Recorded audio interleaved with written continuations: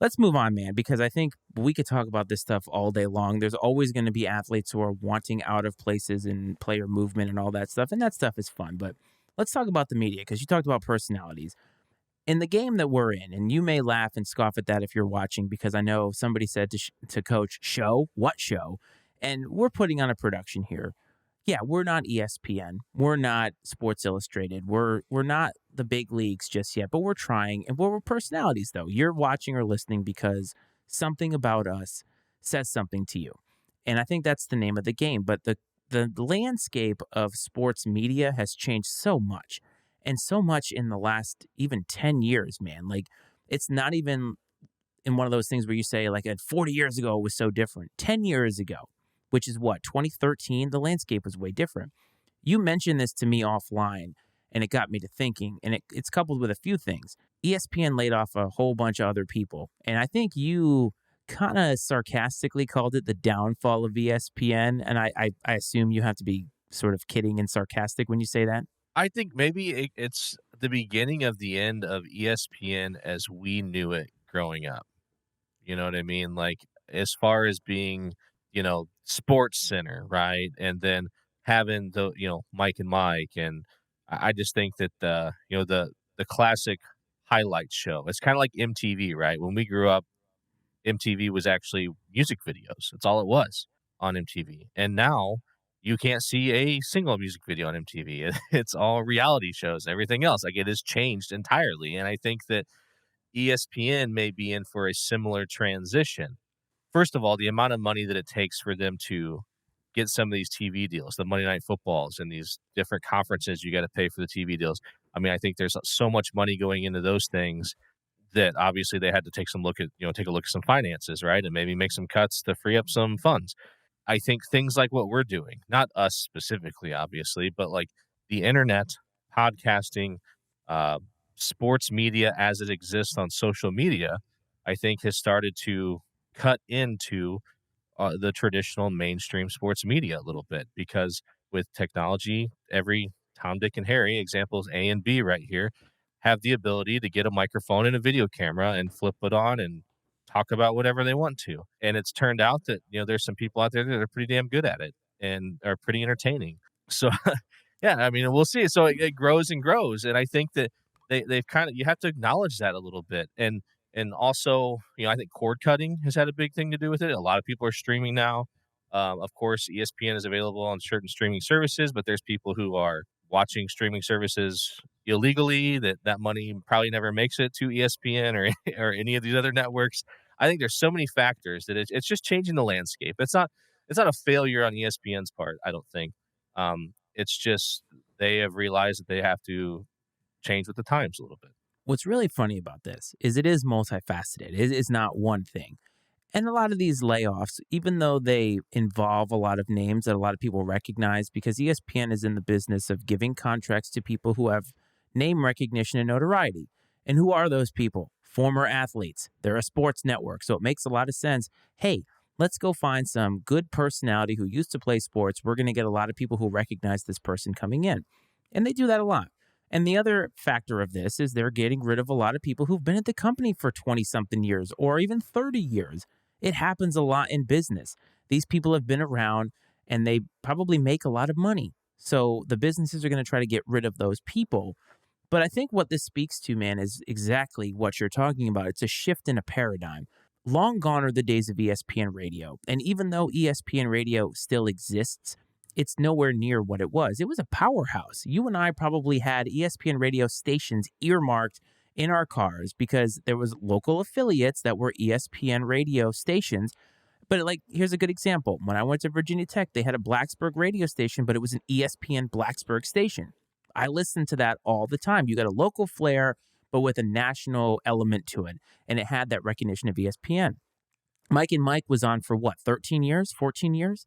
It was a recognizable product. It started a lot of people's mornings. Mike and the Mad Dog, well before them too. These days are gone. And maybe we're killing it.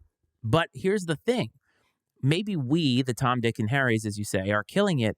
But you know who isn't killing it? And you know who represents people like us is Pat McAfee.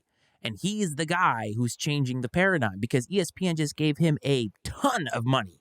like $85 million to do exactly the same thing that he is doing. And yes, he's a punter. He has name recognition. He has connections. So we don't have that. But he basically started from scratch and said, I'm going to try to parlay my personality into something big. And he's done it. And ESPN has had to shift their priorities because he's too hot. We can't not have Pat McAfee. And he represents all of us, man. Like it kind of shows you that the media game is way different. You don't need to be credentialed. Shit, you don't even need to know what you're talking about half the time. You have to have personality and you have to be able to connect with the people on that end of the camera. And I think that there's a lot of people out there who can do it. I jokingly point to us, obviously. We don't take ourselves very seriously, but we do think that we're good at this and we're entertaining and we have a damn good time. That's exactly what Pat McAfee does. Oh, 100%. I mean, you can tell that, yeah, he probably was hoping it would turn into what it has, and it's probably turned into more than he ever imagined. But I imagine it started out as like just him get his buddies, hey, let's get on here and let's start a podcast and talk about sports, whatever. And of course, he has a leg up, no pun intended, because he was a professional athlete, and Just so he got does there. he does have some insight into the world of sports that we do not. And that's why you see a lot of pro athletes get into this sort of thing. If they don't get into like the traditional sports media, I think you see a lot of them that do podcasts and things like that, that have good followings. And what I think is fascinating is while ESPN, I guess you could say, bought Pat McAfee, I don't think, I mean, in reality, they're not buying the Pat McAfee show because they necessarily believe in Pat McAfee. They're buying the Pat McAfee fan base. They're buying those eyes and ears, right? Yes, they are. And they gave up the Levitard audience, which was a huge audience for them. And that's because Levitard was unwilling to be quiet about certain things in a very highly political time. And that's the other thing about ESPN too, is a lot of people look at this and say, oh, see, it's because they've gone woke. And it has nothing to do with any of that. It has to do purely with the dollars and cents of it all on a balance sheet. And when you see names like this, Susie Colbert, she's been doing NFL work for a very long time, a highly respected journalist. She's been doing it 27 years. Steve Young, Keyshawn Johnson, these are all old people's names. And I don't mean that as in like they're ancient, but I think their mindset is ancient. They don't relate as much to the game today as a lot of other players do. And Pat McAfee is that person. Even though he is technically old by football standards, he played recently enough that I think he has connections with these people and he understands how this game works. That's why Tony Romo works so much. And I think that we're trying to get to that. We're trying to get to people who can connect because the more people that connect with this guy or gal or whoever, that's more money in our pockets. And that's how this whole paradigm works. Before, it was just you listen to whatever you got.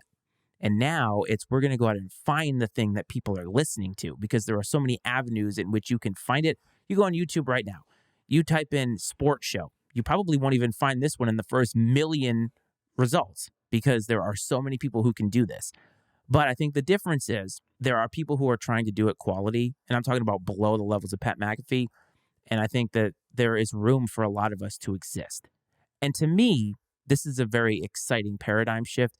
Even if we never sniff ESPN, it doesn't mean that we're just dead in the water. We can have something. I agree. I think it means that there's an opening, and not an opening because ESPN has left a void, nothing like that. Again, not to take ourselves too seriously, but it's just it's almost you've had the worldwide leader, right? The mothership has sort of conceded to the belief that this this platform that you and I are on right now is relevant. I think it lends credibility to what us and other people like us are out there doing, and so it does give a little bit of hope that there's potential, room for growth, and everything else that comes along with this. The whole thing is fascinating to think about. I mean, it's bittersweet though because I get a little nostalgic sometimes and yearn for things of the past, and I'm gonna miss the days of ESPN radio, right? Of Mike and Mike, and you had Dan Patrick was on there, and obviously you had Colin Cowherd at that point in time was on ESPN radio. You had Van Pelt and Rosillo were on there. I mean, so there were some great radio shows. Freaking Levitard, and so I'm gonna miss that, miss the classic Sportscenter from the days of old because it's just not the same. But it's also, like I said, it kind of shines a light on people who do something similar to what we do, and it's lending some credibility to it. And I appreciate that. And another thing I think that's lost on fans, a little side note, we're talking about the reference to that this happened because they got too woke. But I think people always assume that if someone on a network says something, it's like they're speaking for the network, as if the network has those same beliefs. The network is interested in making money. And you know what makes money? You know what gains viewership is controversy. Yes, there are certain people out there who, when they hear things, are going to never listen to that person or that network ever again. But most of us are drawn to things that that generate some sort of emotional response, whether it's positive or negative. So people are tuning in to some of these personalities because not just because they love what they say, but because they hate what they say and they can't wait to outrage about the next crazy thing that person says. So they're tuned in. And guess what? They all pay the same, right? Whether you're there for the good stuff or the bad stuff. Yeah. And it's funny when I see, fans raging. I saw a Colin Cowherd TikTok the other day where he was critical of the Cowboys, and someone in the and I looked at the comments just because I knew for a fact that fans were going to be imploding, and they were. They did not disappoint. But someone said at one point in time, "You're not even relevant."